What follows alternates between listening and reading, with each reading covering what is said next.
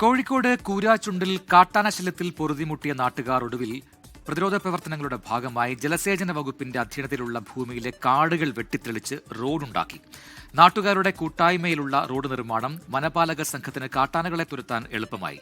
2 kilometre ദൂരം കാടുവെട്ടിയാണ് ഇവർ road വൃത്തിയാക്കിയത്. Koorachundu പഞ്ചായത്തിലെ ഓട്ടപ്പാലം, മണ്ടോപ്പാറ ഭാഗങ്ങളിലുള്ള ജലസേചന വകുപ്പിന്റെ ഭൂമിയിലെ കാടാണ് പൊതുജന പങ്കാളിത്തത്തോടെ വെട്ടിനീക്കിയത്.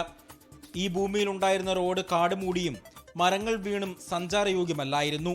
റോഡ് സഞ്ചാരയോഗ്യമാക്കിയതോടെ ഇനി ഈ മേഖലകളിൽ വനംവകുപ്പ് RRT സംഘത്തിന് വാഹനത്തിൽ രാത്രികാല പരിശോധന നടത്താൻ കഴിയും. ഇതിനു മുൻപ് റിസർവോയറിലൂടെ ബോട്ടിലാണ് പെട്രോളിംഗ് നടത്തിയിരുന്നത്.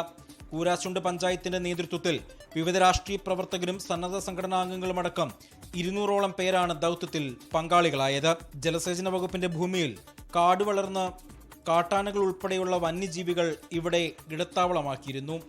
കാട് വെട്ടിമാറ്റി മണ്ണുമാന്തി യന്ത്രം ഉപയോഗിച്ച് ഇതുവഴി റോഡ് നിർമ്മിച്ചതോടെ RRT സംഘത്തിന് ഇനി കരമാർഗവും പെട്രോളിംഗ് നടത്താൻ കഴിയും.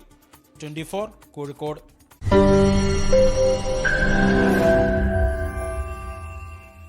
ലോകത്തെവിടെയായാലും ഏത് സമയത്തും 24 വാർത്തകളും ഓഗ്മെന്റഡ് റിയാലിറ്റി പാക്കേജുകളും എക്സ്പ്ലെയിനറുകളും വിശദമായി കാണാൻ ഞങ്ങളുടെ യൂട്യൂബ് ചാനൽ നിങ്ങൾക്ക് സബ്സ്ക്രൈബ് ചെയ്യാം.